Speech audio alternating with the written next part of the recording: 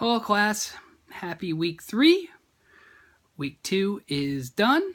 I have to say it was quite a success, I think. You guys look like you did very well on this latest, your first problem set. And I'll get around to grading every one of those this week. I don't anticipate any bad grades, given that amazing tutorial video you had. Which leads me into the learning objectives for this week, week 3. Unfortunately, the bad news is we're delving into the most difficult part of the course rather fast. Typically, we don't address the concept of probability until later on, normally weeks 5 through 7. For some reason, in this new course, it's much earlier. So my suggestion for you is to focus in on those 3 learning objectives, particularly the 3 types of probability, and take a peek at that second problem set, because I don't want you to get too overly intimidated, and I also don't want you to put it off to next week because you're going to get stuck on a lot of things in there. So I kind of think it'd be wise to learn the different types of probability in tandem to what the problem set is requiring. And if you have not signed up for the tutor course, you absolutely need to do that. Now is the time, because you're going to need the help, and obviously solicit help from me as well. So that just leaves what's on tap for this week.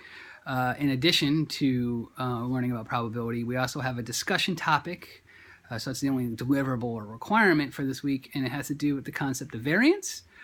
There's some key terms in that discussion topic that you'll need to get familiarized with in terms of the measures of central tendency, which is like the mean, median, mode, but specifically the variance, skew, and kurtosis. So when we talk about the variance, we're talking about what's usually the word spread or variability of your data.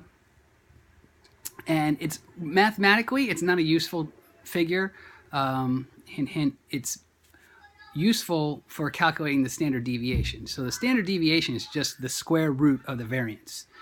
So if you calculate the variance and then take the square root of it, you have the standard deviation. With the standard deviation, that's very helpful in conjunction with a statistic like the mean.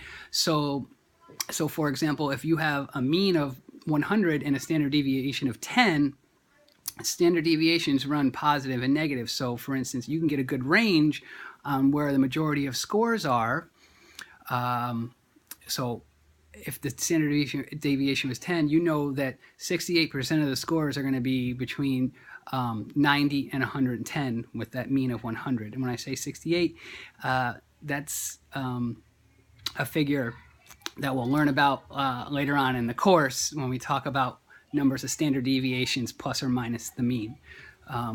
In general, 99.7% of your data is contained within plus or minus 3 standard deviations of the mean.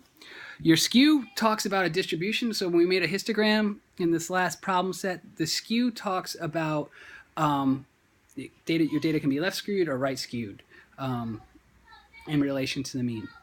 And then this other term, kurtosis, okay, that term talks about the shape of the distribution. So there's 3 types of kurtosis. There's leptokurtosis, which talks about like a skinny peak.